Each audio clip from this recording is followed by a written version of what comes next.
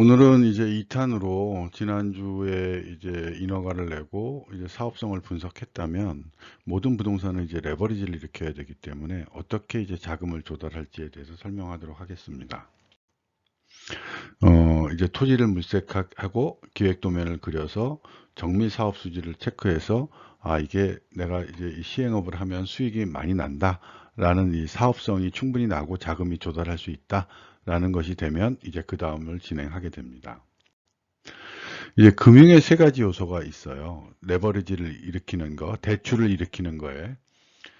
이 금융의 세 가지 요소는 기초자산이 있는 뭔지, 현금 흐름이 뭔지, 신용보강이 뭔지, 이 세 가지가 없이는 대출이라는 게 일어나지 않습니다. 그러니까 어디 은행에 가서 대출을 받으려면 내가 기초자산이 뭐고 현금 흐름이 뭐고 신용보강을 어떻게 할 거예요. 그러니 대출해 주세요. 라는 말을 해야 됩니다. 이때 이제 기초자산은 내 담보가 뭐냐 이런 얘기고요. 현금 흐름은 내가 어떻게 상환할 것이다 라는 얘기고요.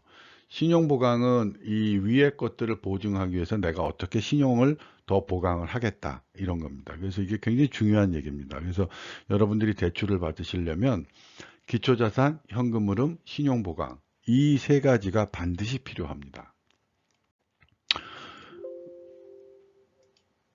그래서 이제 몇 가지 사례를 얘기하면 여러분들이 이제 건물로 담보대출을 받는다고 하게 되면 이때 이제 담보대출을 받을 때 기초자산은 건물이 되겠죠. 그리고 현금 흐름 어떻게 이자를 내고 상환을 할 거냐 이건 임대 수익이 될 거고 신용보강은 이제 건축주가 이제 연대보증을 해주겠죠. 이제 그리고 이제 여러분들 이제 뒤에 설명하겠지만 브릿지론인 경우에는 기초자산이 토지인 거죠. 그리고 현금으로 어떻게 상환하느냐?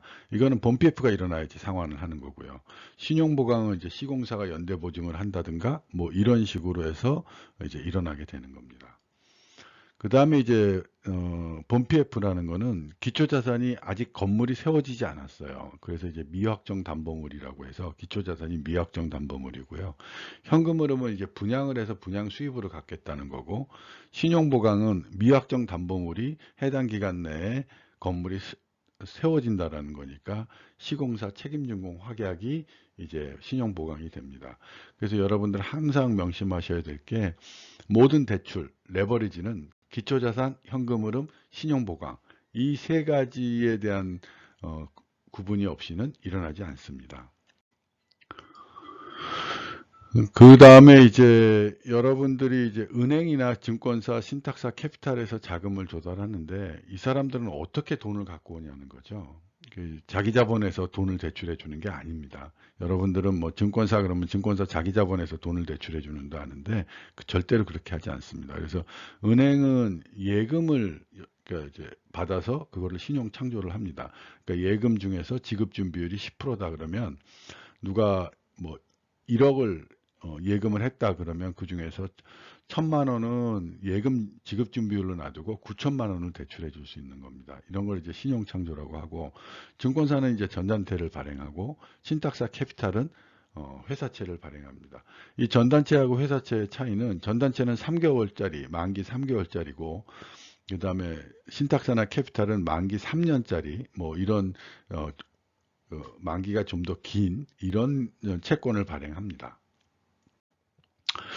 그래서 전단체가 요새 하도 문제가 생기니까 전단체를 좀 설명을 드리면 증권사가 일반 상법인 SPC 회사를 만듭니다.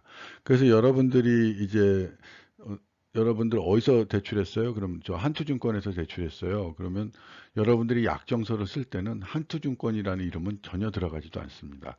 한투증권이 만든 SPC, 뭐 유동화 1호, 뭐 이런 회사들이 대주단으로 들어갑니다. 그리고 이제 SPC가 전단체를 발행합니다. 전단체는 영어로 Asset-Backed Short-Term Bond라고 해서 만기가 이제 금리가 한 2%대 정도 되고요. 만기가 3개월짜리입니다. 그러니까 그렇게 되고 이 SPC가 발행한 채권을 사람들이 못 믿잖아요. 이거 SPC가 뭐 망하면 어떡할 건데? 그래서 이제 증권사가 이게 잘못되면 내가 매입 확약해 줄게라는 이 매입 확약을 합니다. 그러면 이제 이거를 시장에서 이제 전단체를 매각하고 자금을 조달합니다.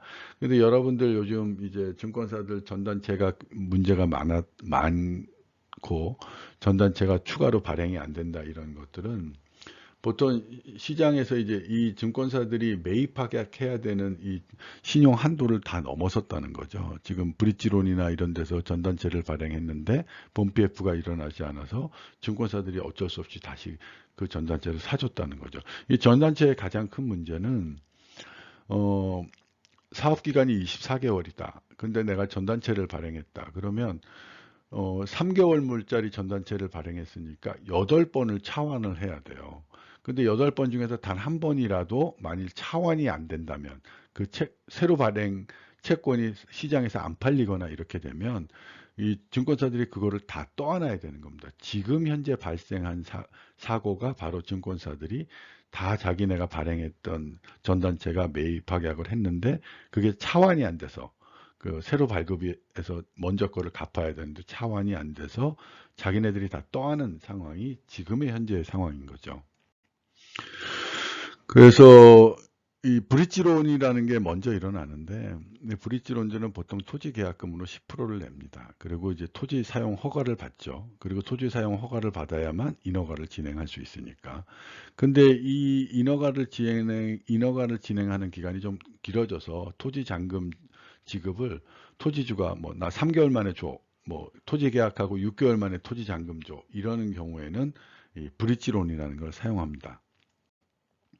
그래서 이 브릿지론은 보통 이제 자금판이라는 걸 작성하는데 예를 든 거죠. 이게 이제 전체 토지가가 감정가가 360억이고 그 다음에 이제 조달해야 되는 금액이 300억이다. 이랬을 때 선순위를 270억 조달하고 중순위를 20억 조달하고 후순위를 10억 조달하고 그 다음에 이제 토지 대금으로 뭐 이렇게 지급을 한다는 겁니다.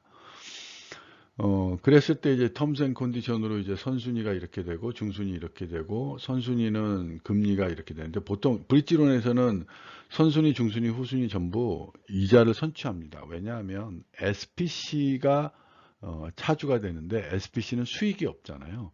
그래서 이제 1년 동안 대출한다 그러면 이자를 다 선취를 합니다. 그래서 이제 12개월 선취를 하는 거고요.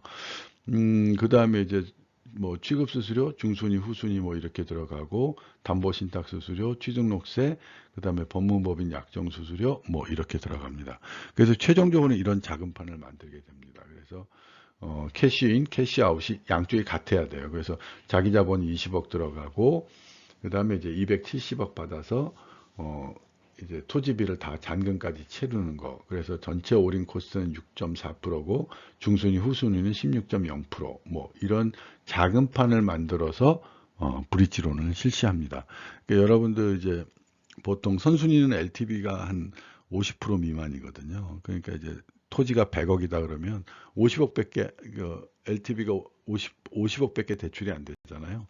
그 자기 자본이 토지비 100억일 때 10억 넣었다 그러면 기타 금융비용에서 전체 110억이 필요한 거죠. 그러면 이제 110억이 필요한데 조달한 게 60억이니까 50억을 중순위, 후순위로 모집을 해야 되는 경우가 생깁니다. 그때 이런 자금판을 만듭니다. 그래서 오늘은 이제 브릿지론에 대한 것들을 설명을 드렸고요. 그 다음에 레버리지에 대한 거를 했는데, 그래서 이제 시행업은 더 이상 적은 작업은 토지 계약금만 가지고 이렇게 하는 게 아니고요. 그래서 본 PF가 안 일어나면 브릿지론이 다 물리고 지금 증권사들이 다 중순위, 후순위 들어갔다가 본 PF가 안 일어나서 지금 다 몰취되는 뭐 이런 상황이 벌어지는 거죠. 그래서 앞에도 말씀드렸지만 고도의 전문성하고 충분한 자기 자본이 없이는 이제는 브릿지론도 일어날 수가 없는 상황이 되어 있습니다. 다음 시간에는 이제 본 PF 조달 방법에 대해서 설명드리도록 하겠습니다. 감사합니다.